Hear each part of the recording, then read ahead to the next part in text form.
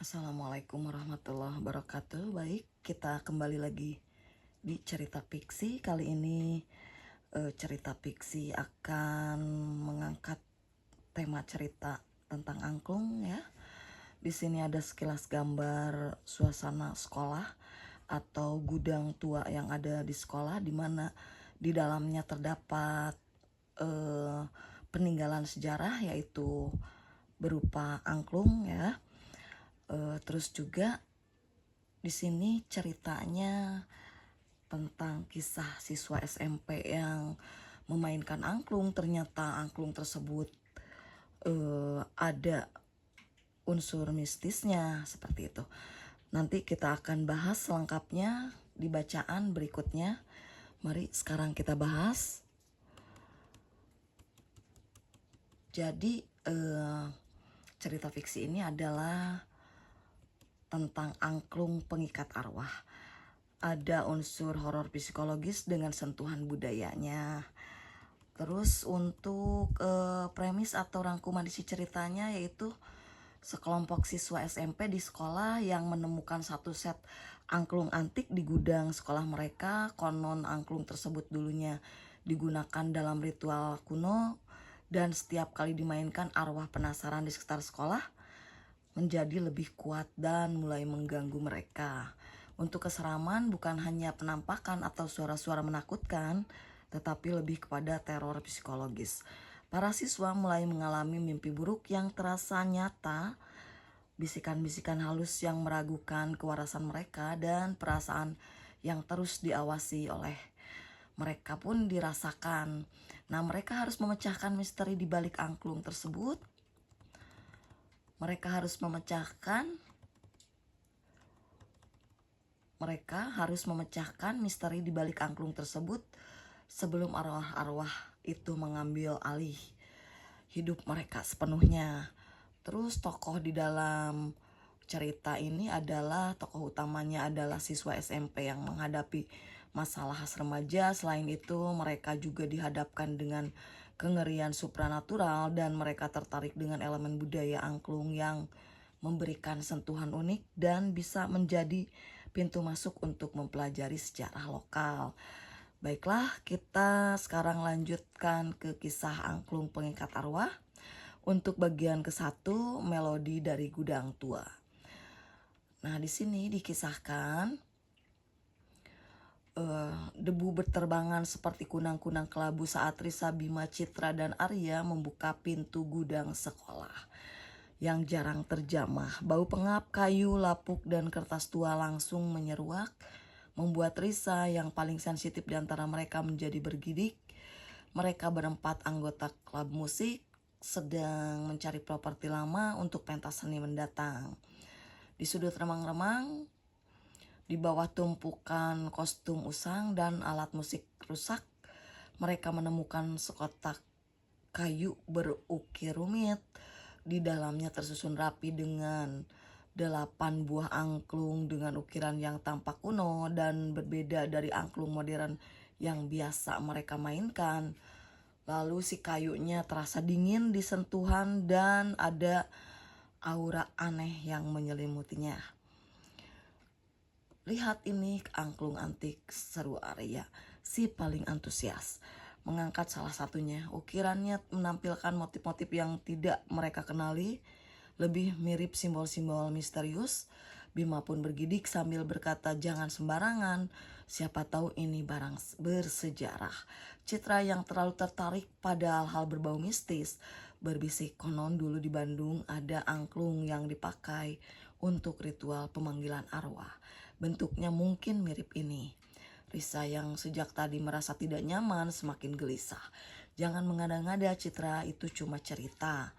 Namun rasa penasaran Arya terlalu besar. Tanpa menghiraukan keraguan teman-temannya, dia mencoba menggoyangkan salah satu angklung berukuran sedang. Suara yang dihasilkan tidaklah merdu seperti angklung biasa. Nada yang keluar terdengar berat dan entah mengapa membuat bulu kuduk mereka berdiri. Tiba-tiba lampu gudang berkedip-kedip sebelum akhirnya mati total, meninggalkan mereka dalam kegelapan yang pekat. Lanjut kepanikan langsung melanda, listriknya pun mati, seru Bima. Meraba-raba mencari pintu, di tengah kegelapan mereka mendengar suara gesekan halus seolah ada sesuatu yang bergerak di dekat tumpukan barang. Risa mencengkram lengan Citra erat-erat. "Kalian dengar?" bisiknya tercekat. Suara gesekan itu berhenti. Dan keheningan kembali menyelimuti gudang yang gelap dan mencekam. Setelah beberapa saat yang terasa seperti keabadian, lampu mereka menyala, memperlihatkan gudang yang tampak sama seperti sebelumnya. "Mungkin hanya tikus," kata Arya, mencoba menenangkan diri meskipun wajahnya terlihat pucat. Mereka memutuskan untuk membawa angklung antik itu ke ruang musik. Berpikir mungkin bisa dipajang sebagai dekorasi yang unik. Namun tanpa mereka sadari, melodi singkat yang dimainkan Arya telah membuka pintu yang seharusnya tetap tertutup rapat.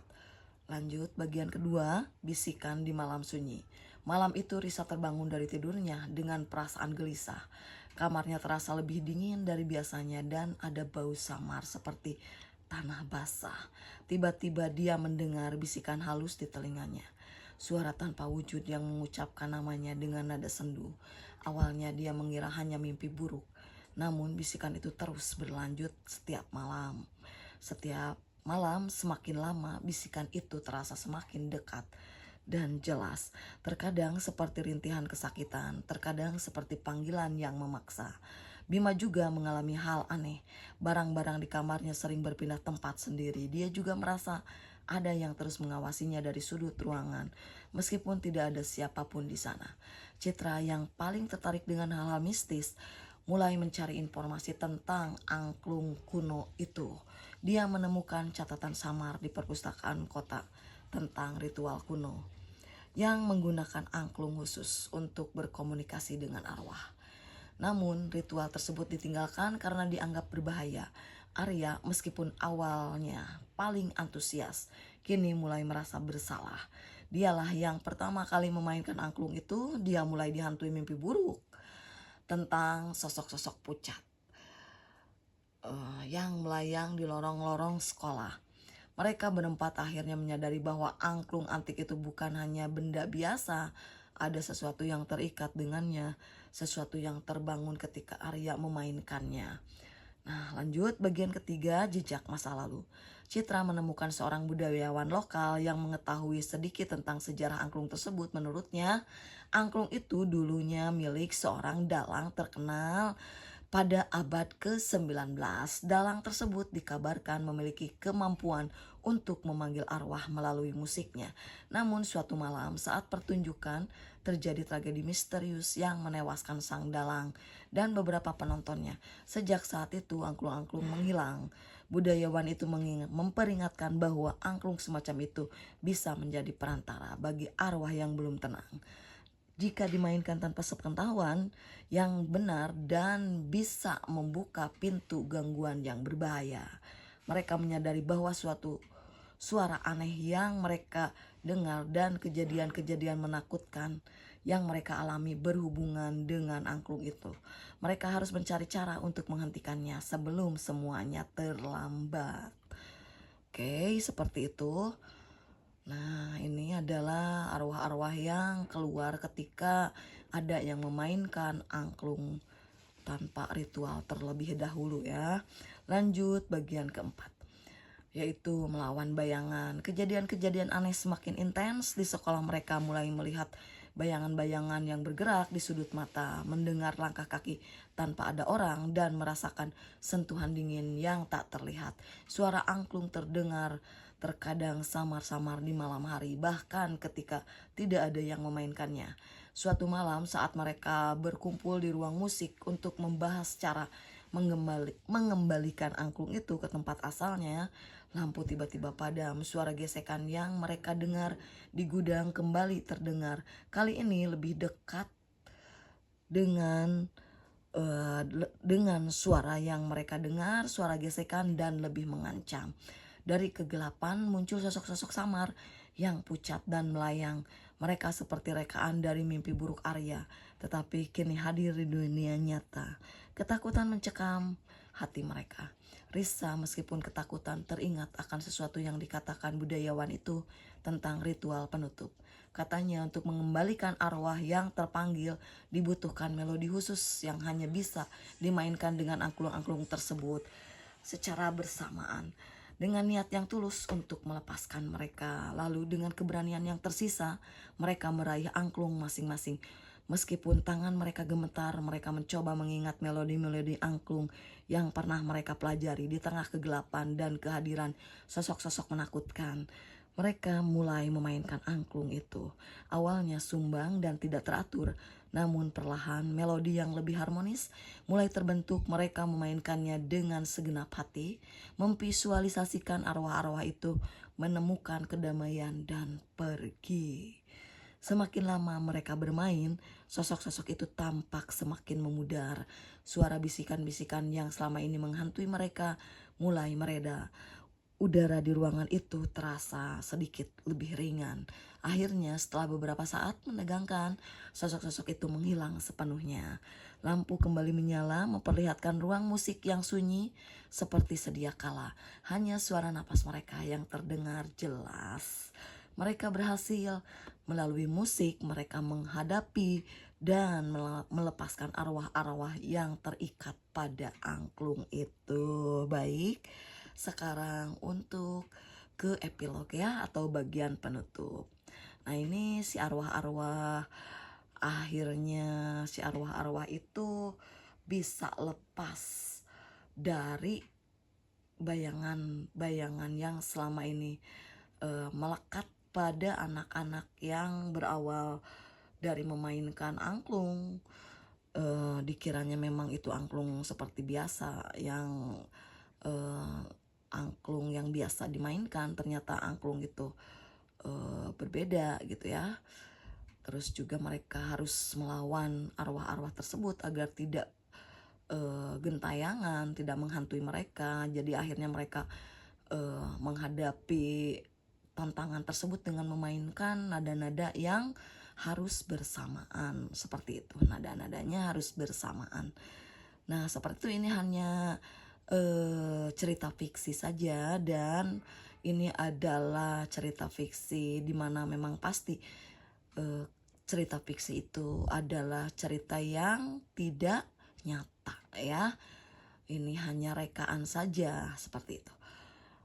Baik, sekarang ke epilog atau penutupnya, yaitu keesokan harinya dengan hati-hati mereka mengembalikan angklung antik itu ke gudang sekolah. Meletakkannya kembali di tempat mereka menemukannya. Mereka tidak pernah lagi menyentuhnya dan membicarakannya. Meskipun pengalaman mengerikan itu meninggalkan bekas, itu juga mengajarkan mereka tentang pentingnya menghormati sejarah dan kekuatan yang tersembunyi di balik benda-benda kuno. Mereka juga belajar tentang keberanian, persahabatan, dan kekuatan musik yang ternyata bisa menjadi penawar rasa sakit yang paling ampuh. Dan di malam-malam sunyi Bandung, terkadang samar-samar terdengar alunan melodi angklung yang sendu, seolah mengingatkan akan kisah mereka dan arwah-arwah yang kini telah beristirahat dengan tenang. Nah seperti itu cerita fiksi. Semoga bisa bermanfaat dan semoga bisa memotivasi kalian untuk lebih banyak membaca lagi, banyak literasi lagi, memotivasi kalian untuk menggali lagi, mengeksplor cerita-cerita selanjutnya. Kalian berminat di cerita apa, silahkan dibaca, silahkan dieksplor, diperluas, didalami. Karena dengan membaca jendela dunia pun akan terbuka. Kita dengan membaca akan menambah ilmu dan wawasan, juga pengalaman dan lain sebagainya, untuk tentu saja akan bermanfaat untuk hal-hal yang positif ya. Terima kasih sudah menyimak. Wassalamualaikum warahmatullahi wabarakatuh.